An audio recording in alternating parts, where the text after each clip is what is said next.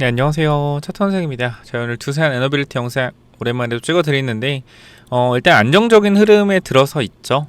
거래량은 줄면서 매물대를 계속해서 올리고 있습니다. 그래서 지금 구간에서 제가 이제 여러분께 말씀을 드렸던 일단 기술적인 리바운딩 구간 이제 9만원대 중반에서 10만원대 중반을 좀 보고 있자라고 한번 말씀을 드렸고, 이제 그 흐름들을 찾아오고 있는 것 같아요. 자, 그럼 이제부터 우리가 중요한 거 좀 몇 가지 말씀을 드려봐야겠죠.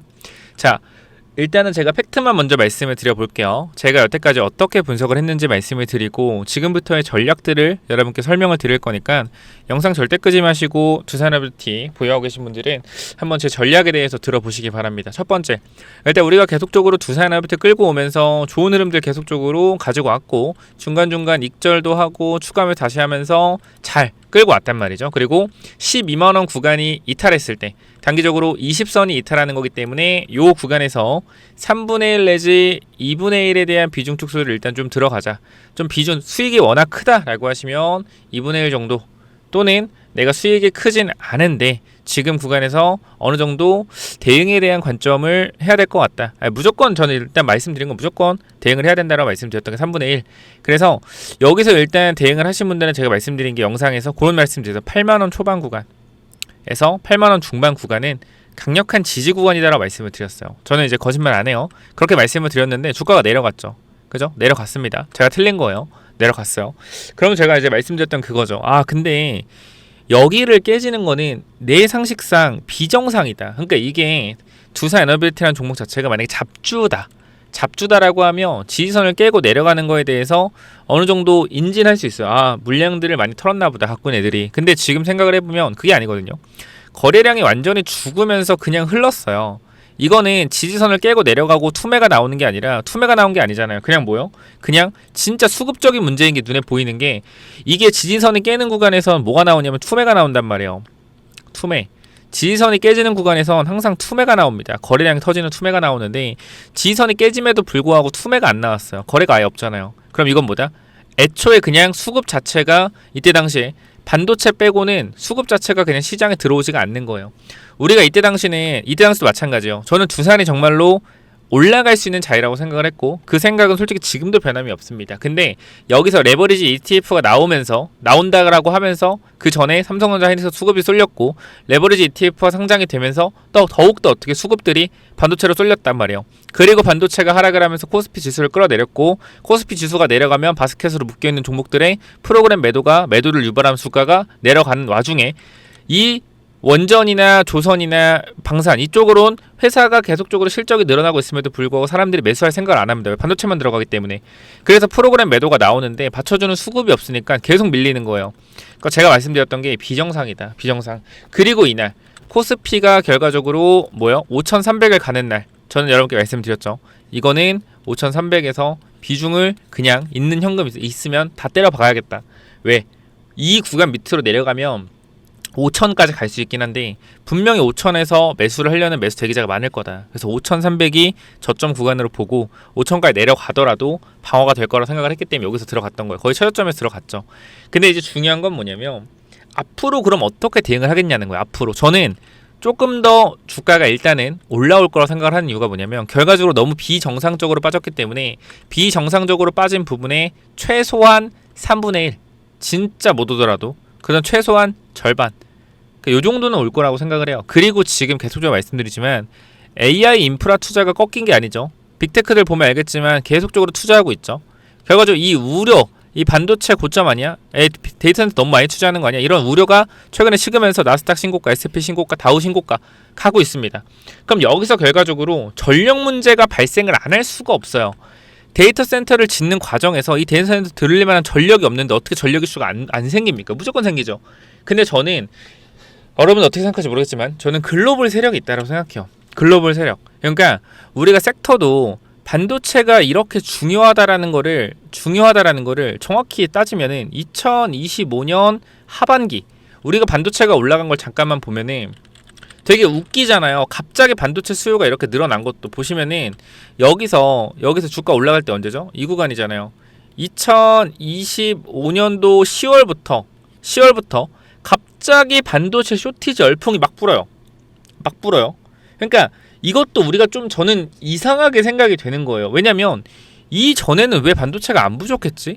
AI는 2023년도부터 계속적으로 뛰고 있었는데 왜 갑자기 2025년도 10월부터 갑자기 반도체 병목이 생기면서 반도체 수요가 갑자기 엄청나게 원래 수요가 많았잖아요. 그죠? 수요가 원래 많았는데 갑자기 수요가 더 폭발적으로 늘어나면서 뭔가 이상하다라는 거예요. 뭔가 아니, 여러분들 웃기지 않아요? 맞잖아요. 23년도부터 AI 열풍이었는데 갑자기 반도체가 23년, 24년, 25년 가만히 있다가 25년 10월부터 갑자기 반도체 열풍이 불더니 반도체가 쭉 갑니다.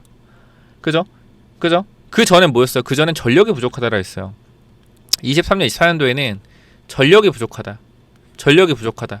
근데 사실 전력이 부족하다라고 해서 이때 당시부터 올라갔는데 지금 전력이 풍족해요?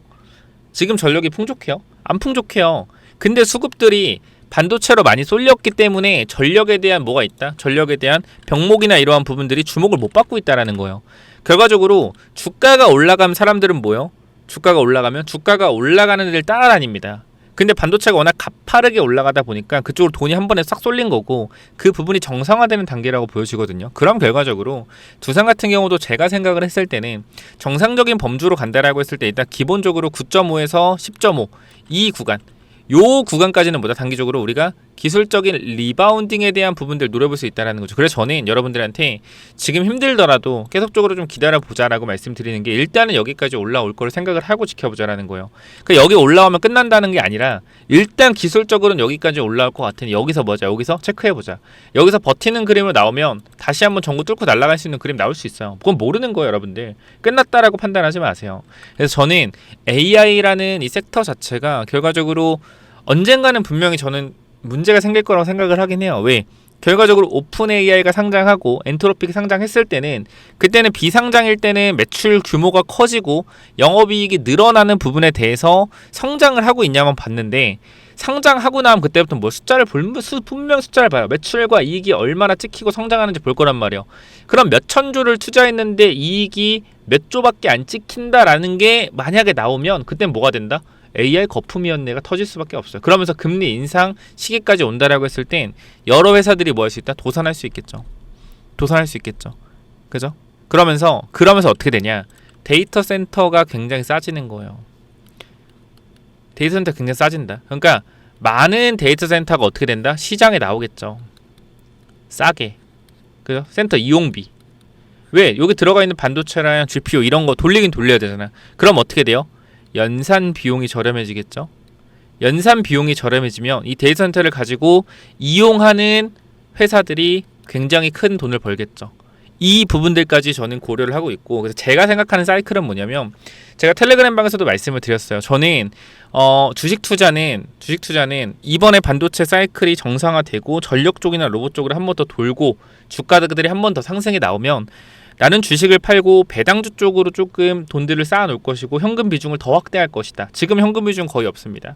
왜? 추가 매수를 많이 했기 때문에. 그래서 올라가면 현금 비중 확대하면서 전력 로봇 쪽 투자했던 거 어떻게 걷어들이면서 배당주 쪽으로 많이 갈아타고 배당주 갈아탄 이후 현금 보유해서 어느 정도 해지 물량들을 뭐 숏이든 잡아놓고 근데 그 구간이 당장은 아니라는 거예요. 잡아놓고 내년을 좀 준비해야겠다라고 생각을 해요.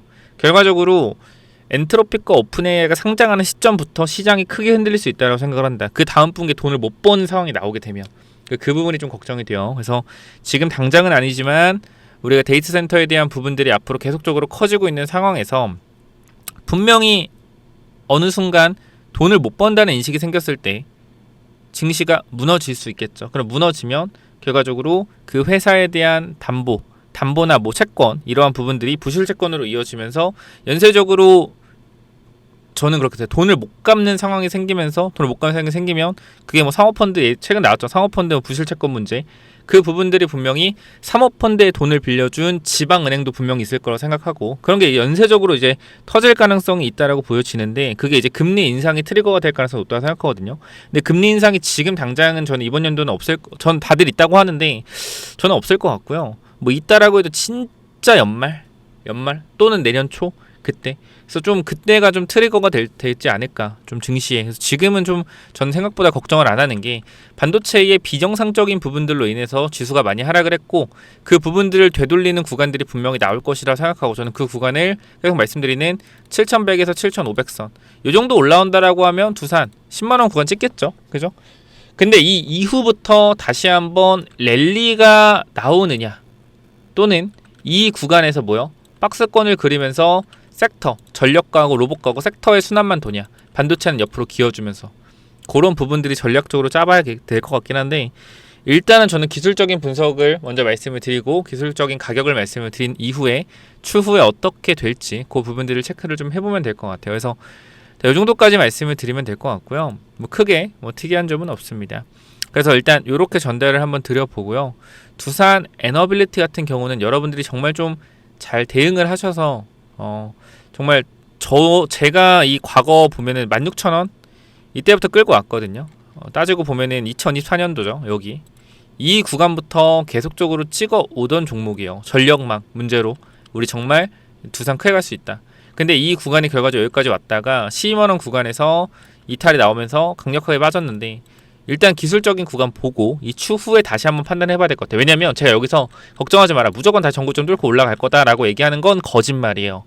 이건 거짓말이다. 왜? 시장이 어떻게 될지 모르잖아요. 지금 상황에서는. 근데 그래도 기술적으로 봤을 땐 이 정도까지는 올라올 수 있을 것 같다라고 말씀드리는 게 제 생각이니까 참고 한번 해보시고 이 전략들에 대한 부분들 계속적으로 듣고 싶다라고 하시면 구독, 좋아요 눌러놔주세요. 구독, 좋아요 눌러놔주시면 영상 계속 올려드릴 거니까 체크해보시면 되고 영상 설명창에 텔레그램에 링크 있으니까 필요하신 분들 입장 요청하시면 되고요. 제가 근데 지금 인원이 10,000명으로 내려가면 입장을 좀 받아드릴 거예요. 그래서 조금 느릴 수는 있거든요. 느릴 수 있는데 요거 체크 한번 해보시고 또 입장하실 분들 입장 요청 해주시고 혹여나 내가 입장에 대한 부분들이 계속적으로 안 된다 라고 하시면 요 부분들은 이쪽 010-7317-2728로 입장이라고 남겨주시면 되고 요거 항상 말씀드리지만 제가 두산 에너빌리티는 항상 말씀드려요. 정말 사칭이 많다. 두산 에너빌리티 제 영상 올라가면 사칭이 정말 많기 때문에 입장이라고 남겨주시고 사칭만 조심하시면 됩니다. 여기까지 하고 마무리하겠습니다. 정말 여러분들 걱정 많으실 텐데 걱정하지 마시고 잘 될 겁니다. 단기적으로 원전에 대한 부분들 정책주로도 엮일 수 있다는 거 다시 한번 전달드리면서 좀만 더 힘내보자. 그래서 올라오는 부분들 기술적으로 올라오는 부분들 이후의 흐름들을 체크할 거니까 구독, 좋아요 눌러주시고요. 감사합니다.